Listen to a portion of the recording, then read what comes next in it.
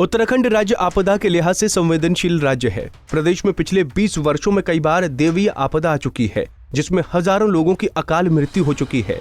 ऐसे में उत्तराखंड सरकार के लिए जब भी मानसून सीजन आता है, एक बड़ी चुनौती सामने खड़ी हो जाती है।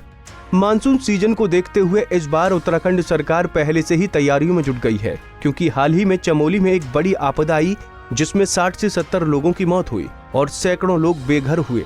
आपदा प्रबंधन और पुनर्वास मंत्री धन सिंह रावत मानसून सीजन से पहले ही लगातार अधिकारियों के साथ बैठक कर रहे हैं और मानसून सीजन में ऐसी जगहों पर जहां आपदा आने का खतरा बना रहता है, उनको चिन्हित कर उनके विस्थापन की कार्रवाई करने के निर्देश दे रहे हैं। देखिए, इसमें ढांचे में हमने 2 प्रकार के प्रस्ताव रखे हैं। पहला तो यह है कि हम मुख्यमंत्री की अध्यक्षता में एक टीम बना रहे हैं पूरे ढांचे में।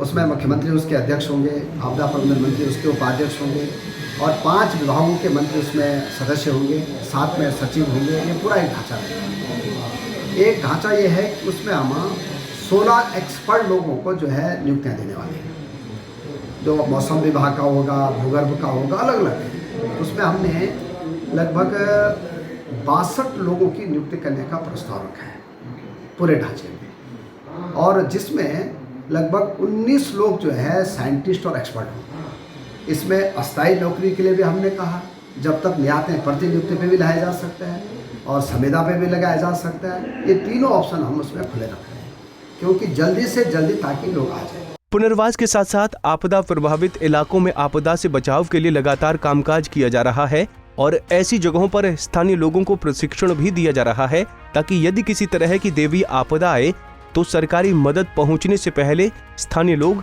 अपने आसपास के लोगों की मदद कर सके और ज्यादा नुकसान होने से बचाया जा सके। कि उन्हें आपदा प्रबंधन और पुनर्वास मंत्रालय मुझे दिया है और अभी तक मैं 4 समीक्षा बैठकें इसके कर चुका हूँ। 3 जिलों की भी मैं समीक्षा बैठक लेकर आया हूँ। मैं ये गारंटी दे रहा हूँ आप लोगों को कि 1 महीने में आपको आपदा प्रबंधन विभाग में बहुत गति देखने को मिल जाएगी।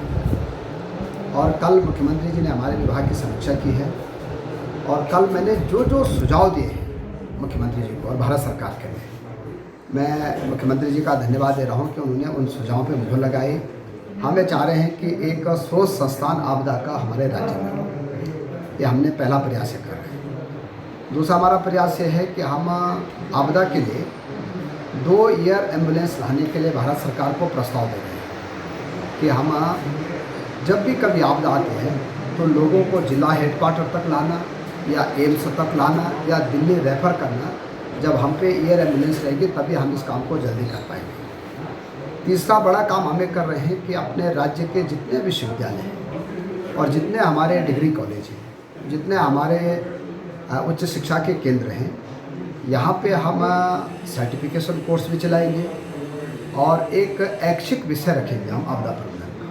6 महीने का सर्टिफिकेशन कोर्स भी होगा और पीजी में 1 साल का डिप्लोमा कोर्स भी होगा। इस पर भी हमारी सहमति हुई है। तीसरा, हम इस विभाग का अभी तक ढांचा नहीं था। कल हमने ढांचे की बैठक कर दी है और अगली कैबिनेट में इस विभाग का ढांचा बन के तैयार हो जाएगा। मैं कह सकता हूँ कि एक बहुत अच्छा ढांचा हम इसका बनाने वाले हैं। उत्तराखंड में दैवीय आपदा सरकार और प्रशासन के लिए एक बड़ी चुनौती है। ऐसे में बरसात के बाद लोगों को खासी दिक्कतों का सामना करना पड़ता है। इसीलिए किसी तरह की आपदा से लोग प्रभावित हों, इसीलिए पहले से ही प्रयास किए जा रहे हैं, क्योंकि आपदा आने के बाद दोहरा नुकसान लोगों को उठाना पड़ता है। एक तरफ तो लोग अपनी जिंदगी के लिए जद्दोजहद करते हैं, दूसरी तरफ सरकार के लिए भी सब कामकाज छोड़कर ऐसे लोगों पर ही अपना ध्यान केंद्रित करना पड़ता है। इसलिए बेहद जरूरी है कि आपदा जैसे हालात पैदा नहीं होने दिए जाएं। पंजाब केसरी टीवी के लिए देहरादून से कुलदीप रावत की रिपोर्ट।